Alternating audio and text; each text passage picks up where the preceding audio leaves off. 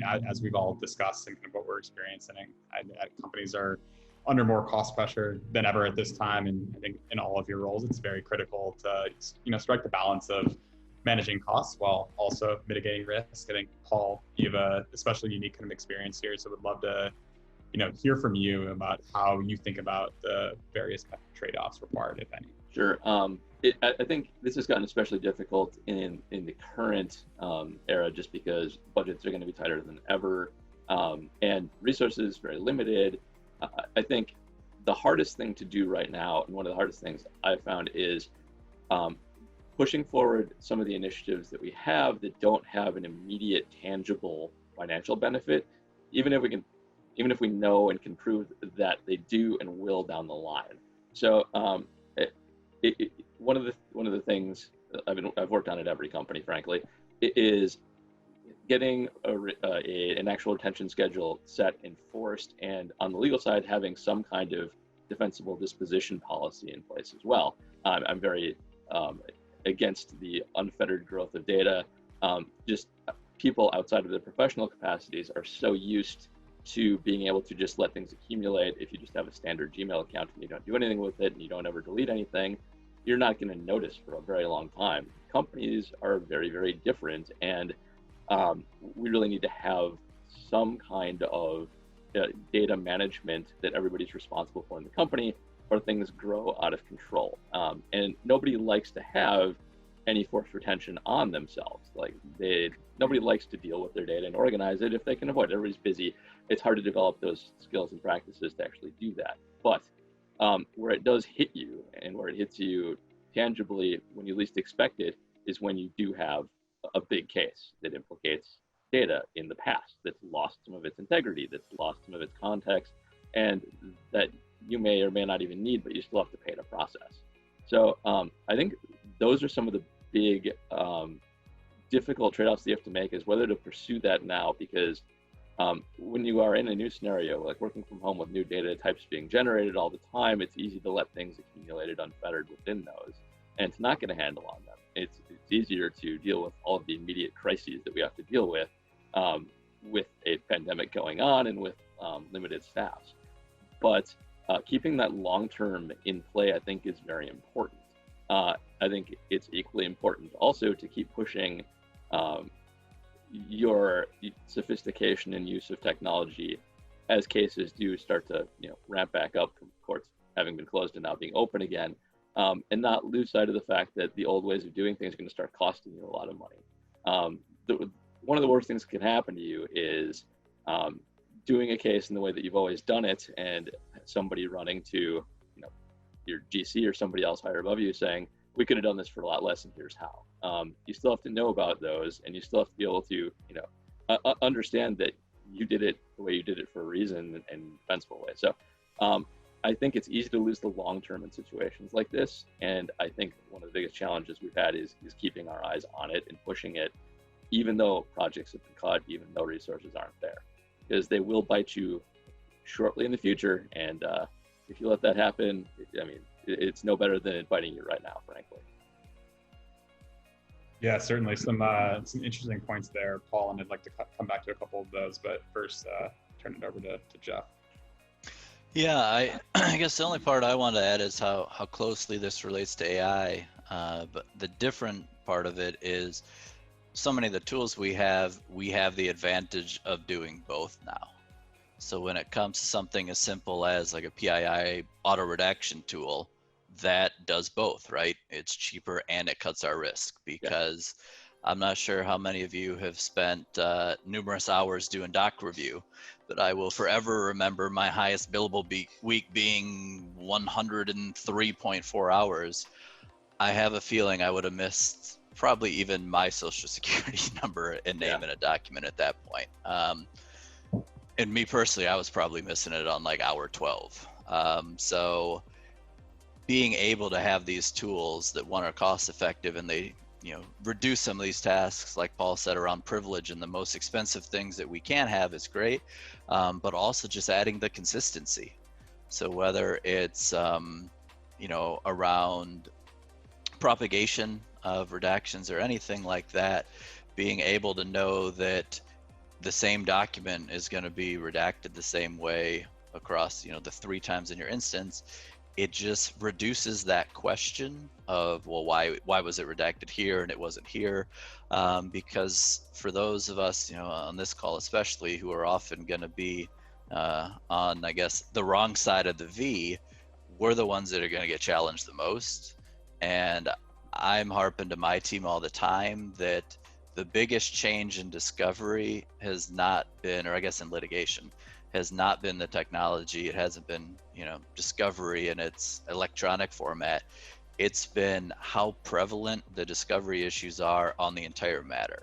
So if you can't do discovery right, it doesn't matter where you end up on the merits of the case. If you can't do discovery right, whether it's you get sanctioned and adverse inference or things like that, whether it's frustration from a judge or special master, these things are all very apparent when you've been on the receiving end of it.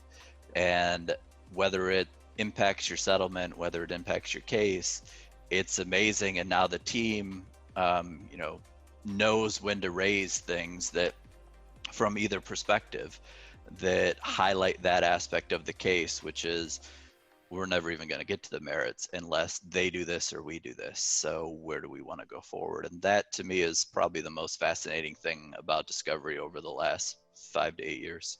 We've heard that a lot of Fortune 500 companies were already starting to accelerate their digital journeys prior to COVID. And, now as a result, that's kind of only being accelerated. So, would love to hear your thoughts on the impact for legal and, how some of these newer technologies that are coming out and being developed will potentially impact legal. So I know, Jeff, you have some interesting points here. So would love to kind of kick it back to you to get your perspective on that. So maybe, predictions on how some of these varying technologies, including AI, given our audience, will continue to impact legal. Yeah, I put it really, I guess, in 2 buckets. The first bucket is the tools that are available. I think they're going to rapidly improve and rapidly be marketed. I think things around privilege, what you guys are doing with PrivIQ to be able to identify privilege, to be able to automate privilege logs, these things that I think several of us on the call has been like, yeah, we should do that. We'll get to it. For me anyway, 5 or 6 years has gone by and I'm like, yeah, we haven't done much yet. So we need the companies who are going to push us. We also need the companies that are going to be that valued partner. I mean, we're really speaking a lot with our partners to say, there's got to be a value add, but you need to tell us where we can get better. We're going to be at the point soon where we've gone as far as we're going to be able to go, and we need other people to get us the rest of the way. So whether it's privilege, whether it's privacy, I know for all of us global companies, and it's not just ex-US. I feel like a lot of times the perception is that we don't care at all in the US about privacy, and where that is mostly true. We do care a little bit. There are a few things we care a lot about. So we still need tools that are going to catch social security numbers and credit cards, where we also need the more robust tools and a lot of times better AI tools, because I can't just search 324 sequences to get private information out of Germany, or to get Swiss privacy or business secrets out of Switzerland. So that's where I think the AI tools, they're starting to scratch the surface there.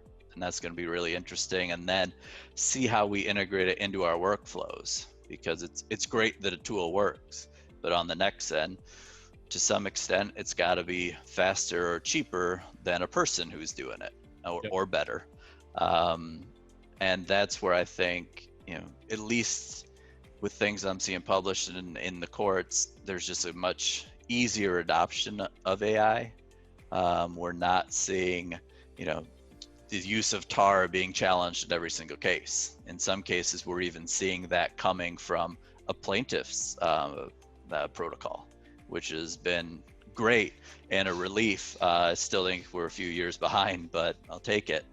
And then the second bucket, where I think it's interesting and a great opportunity, I guess the part I didn't add earlier is that I'm also a professor in a law school teaching eDiscovery. And the one thing I'm telling my students is we touch so many other things, and the skill sets that we have are very broad, and you can go and do 100 other things. And I'm seeing that already as now I sit on our RIM council.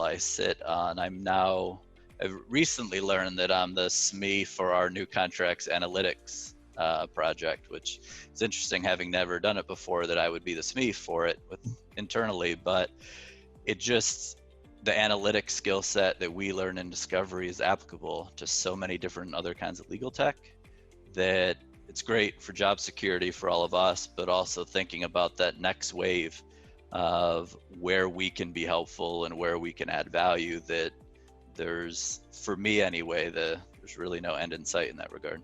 And all I have to say is that amen, because I tried that before COVID hit and it's still working. So I completely agree on the on the privilege aspect. I definitely, I'm experimenting with that right now. My service provider, who I think has been wonderful, has taken a mantle on that and has been really working towards that common goal of finding the context within privilege to really make those privilege calls. So far so good, knock on wood. And final thought on this regarding just the idea of introducing AI technology within the environment and how to use it. I'm going to take an actual business opinion on this. For most corporations, and I'm speaking for myself and sort of my past experiences, where we've never had the opportunity or the budget to really bring in an AI tool for legal, and also push resources and manpower behind it. And I see the value of having it, and I really advocate for these types of efficiencies, but I also know larger companies are very shy of wanting to buy something and then having to resource it. So the idea really is to be that conduit and that advocate to go back to your service providers and even your law firms and simply say, I think you should invest in this because this is probably our problem. This is our problem. Here's how you can fix it for me, or here's how I want you to fix it for me. And you usually get a lot of positivity and collaboration with that. And also, level check yourselves very, very effectively, and you start building those workflows out. And I'm finding that the experience so far has been very, very rewarding with what I'm doing with introducing AI. I just don't have to, I'm paying for it, but I don't have to pay internally for it, which is good. So I just saved myself, 3 months of red tape dealing with a procurement department versus just explaining this to my provider where it gets done. And I really just want to say thank you, everyone, for taking the time out of your day and for fostering such an engaging discussion this afternoon.